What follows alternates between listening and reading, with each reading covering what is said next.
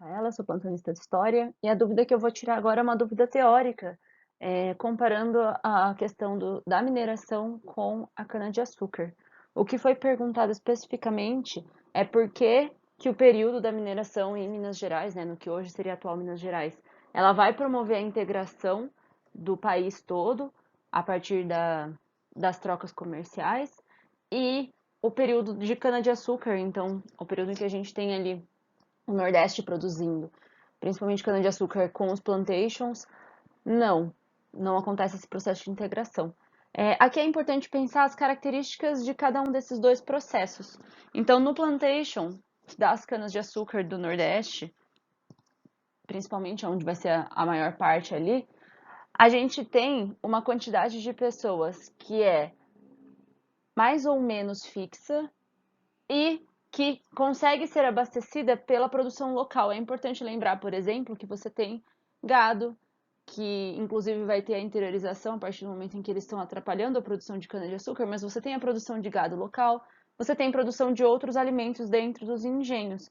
Não são em grande quantidade, né, no sentido de comercial, mas você consegue fazer um abastecimento a partir da produção local. Isso que é importante de pensar. E no processo de cana-de-açúcar, a quantidade de pessoas ela vai continuar mais ou menos a mesma. O que eu quero dizer em relação à quantidade de pessoas? A mineração ela vai acontecer em um período curto, com uma intensidade muito grande. Com isso, a quantidade de pessoas que vai se locomover de outras áreas do, do que hoje seria o país Brasil, né? A quantidade de pessoas que vai se locomover de outras áreas para as minas para tentar uma nova vida ou para fazer a exploração, a quantidade de escravos que você tem nesse período, faz com que você tenha muitas pessoas e que o abastecimento local não dê conta.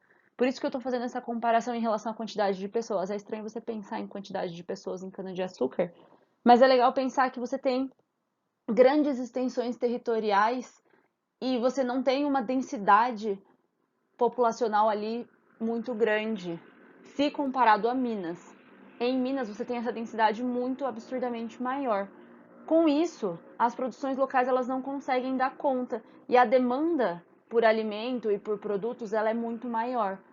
Com essa demanda aumentando cada vez mais, começa esse processo de integração. Outras regiões do país começam a comercializar ali nas regiões das minas, porque só a produção local não está dando conta, ela não é grande o suficiente. Por isso que no processo de Minas Gerais, você tem uma integração, enquanto no ciclo, né, entre muitas aspas, aqui no período em que a cana-de-açúcar é o auge, você não tem esse processo de integração, porque no período da cana você consegue ter uma autossuficiência em questão de produtos e alimentação, e no período das minas, não.